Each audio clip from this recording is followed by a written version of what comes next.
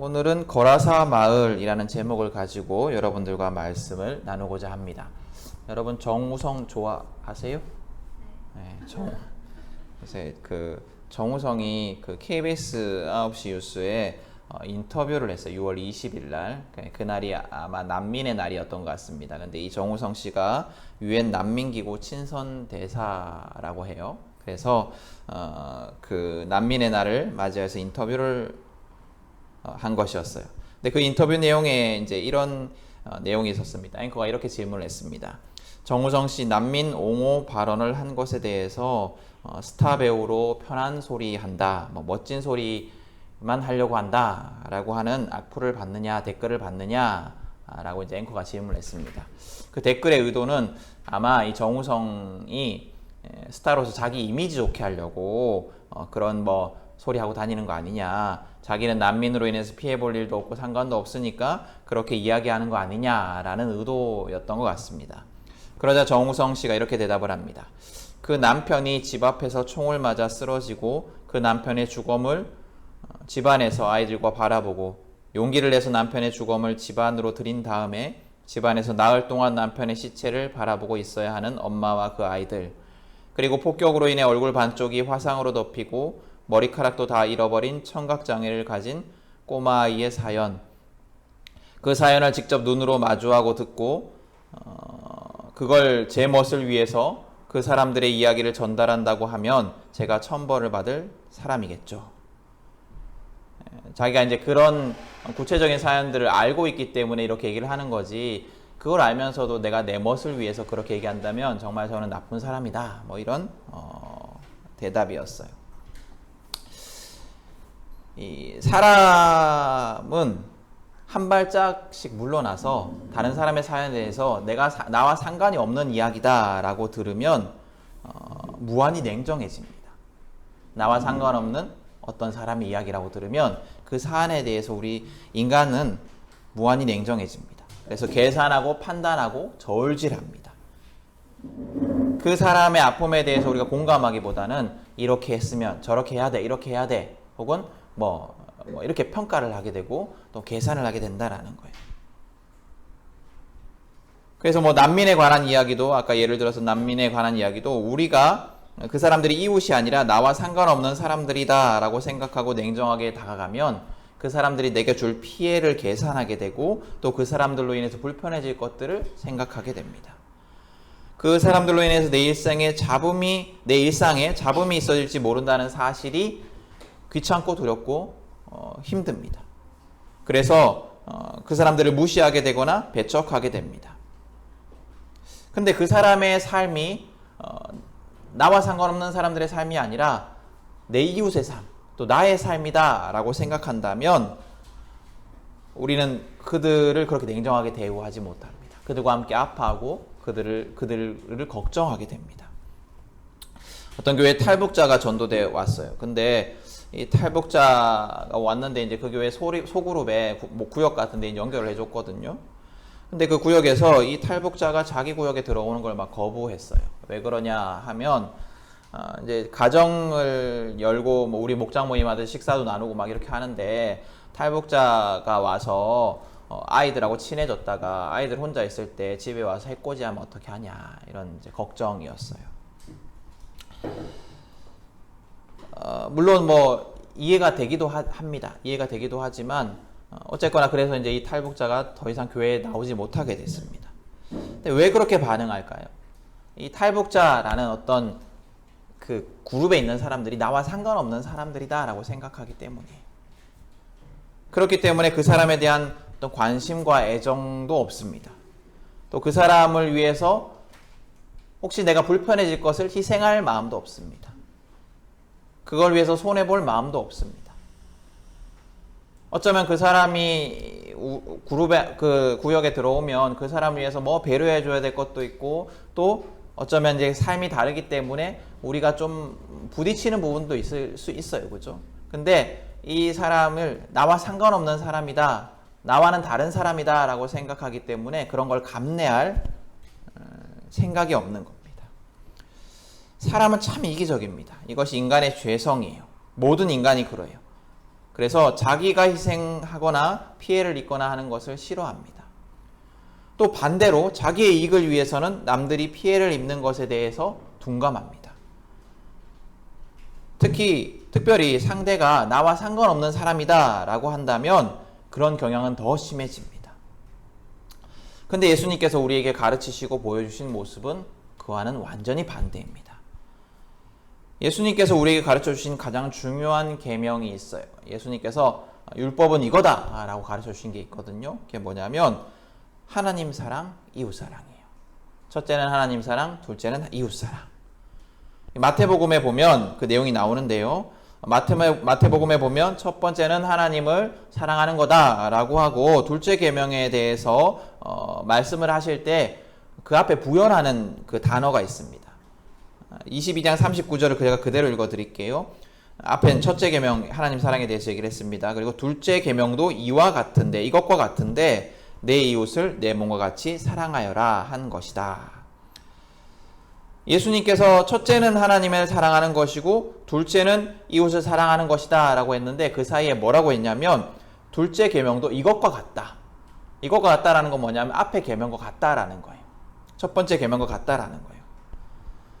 그래서 예수님께서 첫 번째, 두 번째 했을 때 이 첫 번째, 두 번째는 첫 번째가 더 중요하고 두 번째가 덜 중요하다라는 이야기가 아닙니다. 그래서 우리는 막 이렇게 착각을 해요. 이렇게 첫째는 하나님 사랑, 둘째는 이웃 사랑이다라고 하면 하나님 사랑하는 게 제일 중요하고 그 다음에 이웃 사랑이야 이렇게 착각을 합니다. 많은 목사님들도 그렇게 착각을 하고 우리가 그렇게 또 착각을 합니다. 근데 여기에서 첫째, 둘째는 순서에 대한 이야기예요. 뭐냐면 하나님 사랑이 먼저 돼야 이웃 사랑이 가능하다라는 순서의 이야기예요. 하나님을 온전히 사랑할 때 온전한 이웃 사랑이 가능하다라는 거예요. 그래서 하나님을 사랑하지 않는데 이웃을 온전히 사랑한다. 성경이 가르치는 것처럼 이웃을 내 몸과 같이 사랑한다. 이건 불가능하다라는 얘기예요. 하나님을 온전히 사랑해야지 하나님을 내 몸과 목숨과 생명과 뜻을 다해 사랑해야지 이웃을 내 몸과 같이 사랑할 수 있다라는 겁니다. 만약에 하나님을 사랑하지 않는데 이웃을 사랑한다. 그거는 성경이 가르치는 이웃 사랑이 아니에요. 혹은 그 이웃 사랑은 온전한 사랑이 아닌 거예요.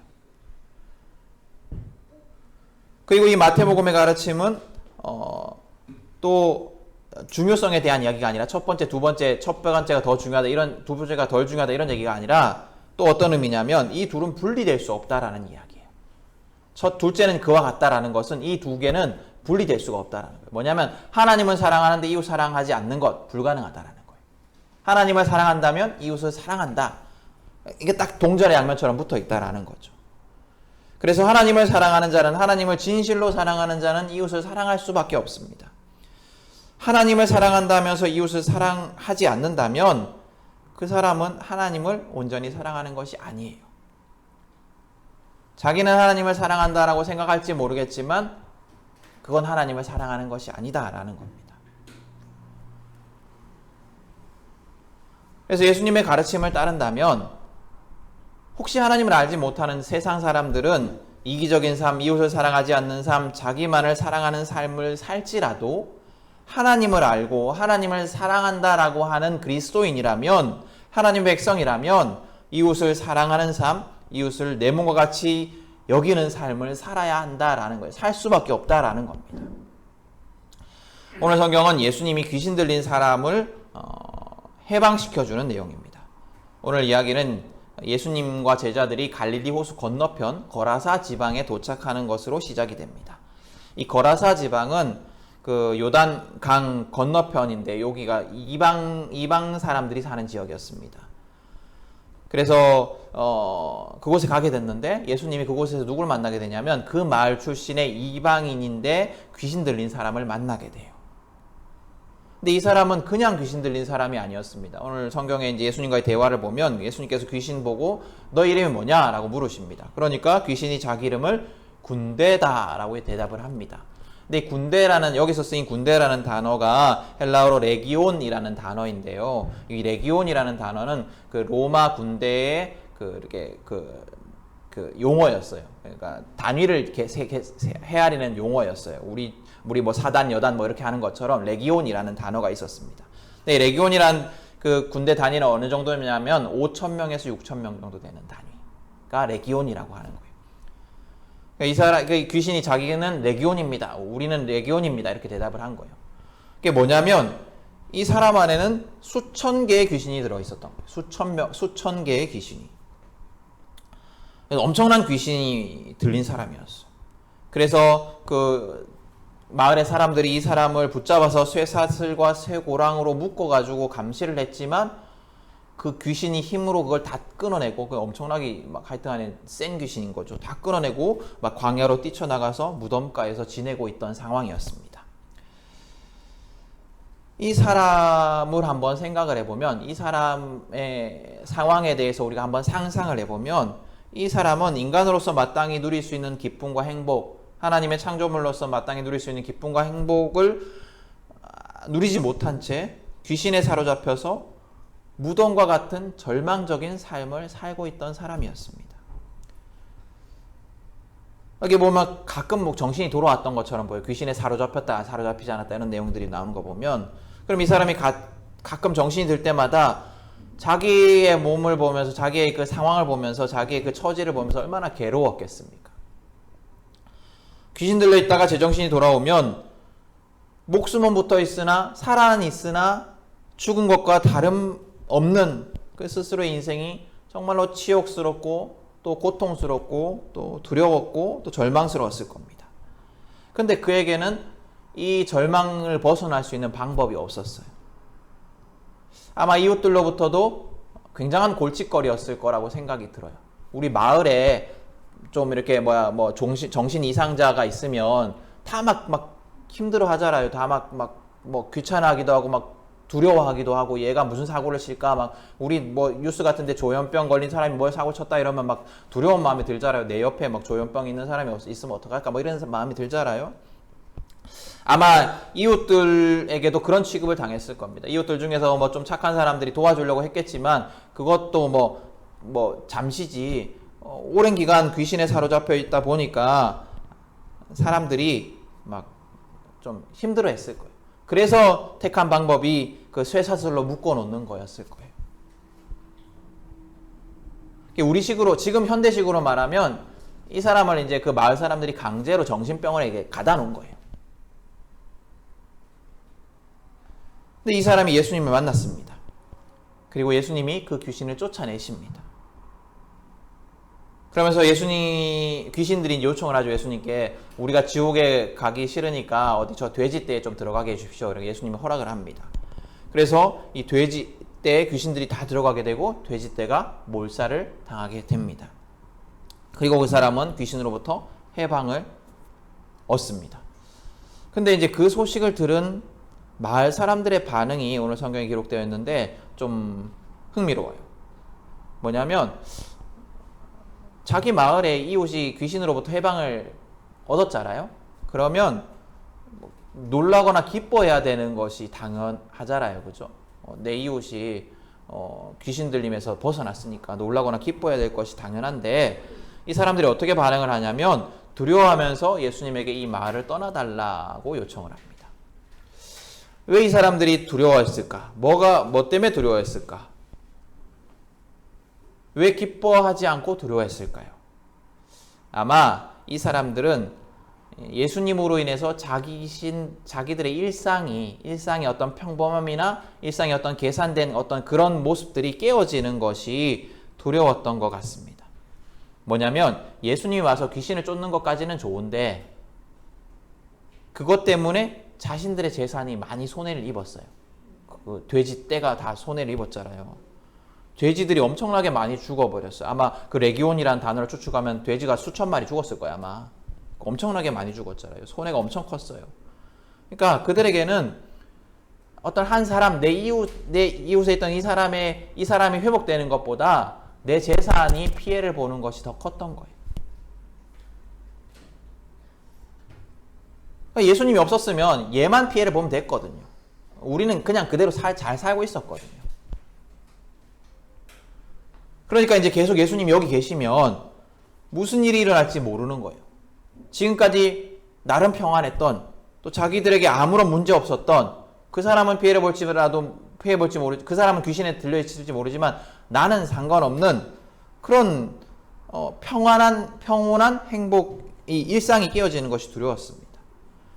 그러니까 이 사람들, 이 마을 사람들의 어떤 생각과 계산 속에는 고통받는 이웃, 귀신 들린 이웃은 없었어요.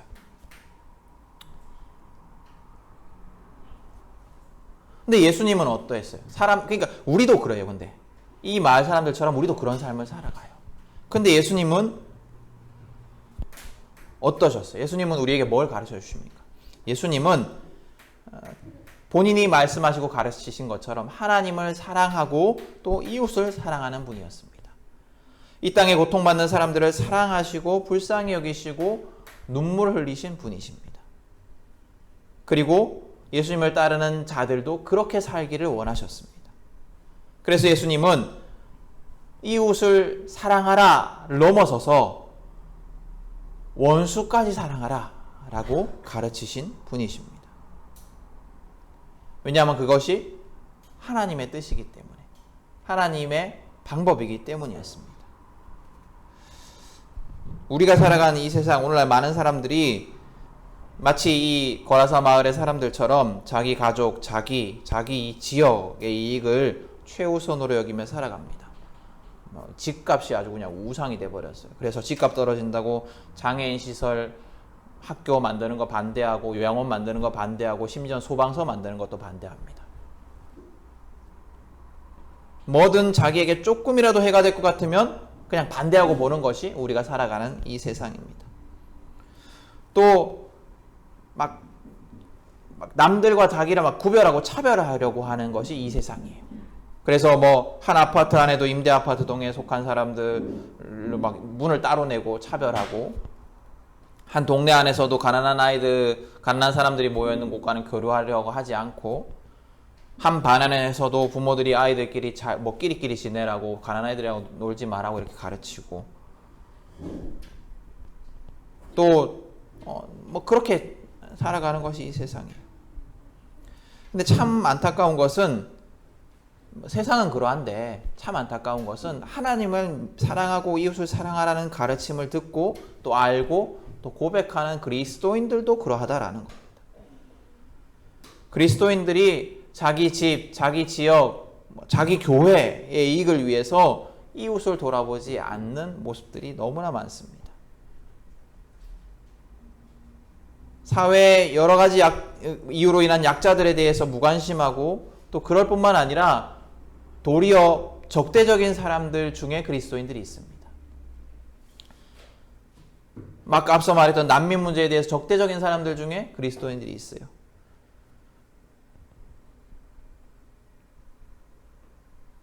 또 뭐 여러 가지 가난한 사람들을, 또 어려운 사람들을 도와야 된다라는 정책에 반대하는 사람들이 그리스도인들이 있어요. 반대하는 사람들 중에.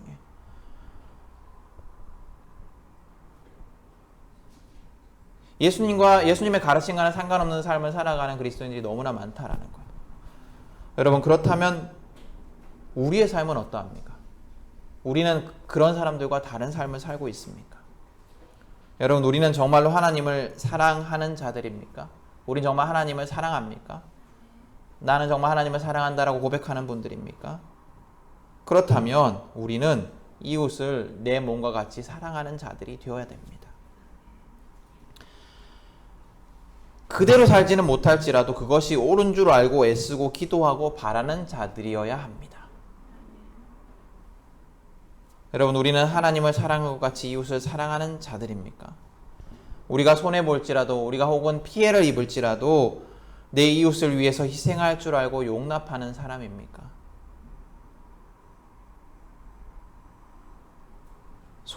어떤 피해를 입고 고통 속에 거하는 자들의 이야기를 들으면 그 사람을 나의 이웃으로 받아들이는 자들입니까? 아니면 우리도 세상 사람들과 똑같이, 또 잘못 살아가는 그리스도인들과 똑같이 말은 그리스도인이라고 하면서 이기적인 삶을 당연한 것으로 알고, 마치 오늘 성경의 거라사 마을 사람들처럼 절망 속에 거하던 한 영혼이 해방되었다라는 것을 기뻐하지 않고,